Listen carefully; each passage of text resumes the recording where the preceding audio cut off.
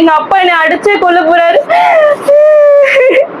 Students, listen here.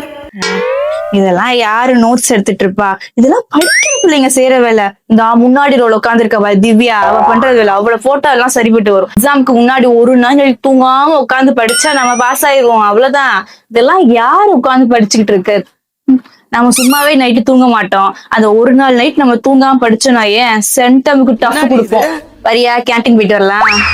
It's important question. Please listen carefully. தூக்கமா வருது, எடுத்து முடிச்சிட்டாங்களான்னு பாரு. Do well. All the best for your exams.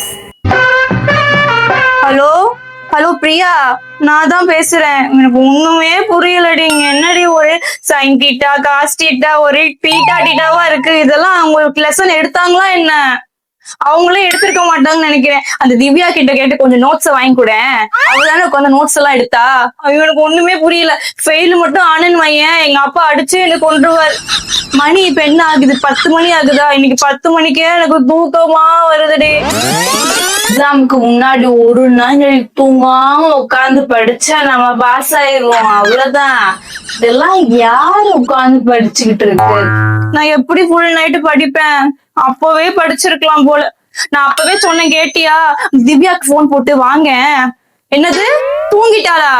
ஐயோ, நான் என்ன செய்வேன்? எனக்கு ஒண்ணுமே புரியலையே. இந்த புக்கு என்ன இவ்வளவு பெருசா இருக்கு? இது நம்ம புக்கு தானா? போச்சு போச்சு, எங்க அப்பா என்னை அடிச்சே கொல்ல போறாரு. படிக்கடா படிக்கடான்னு அடிச்சுக்கிட்டேன்.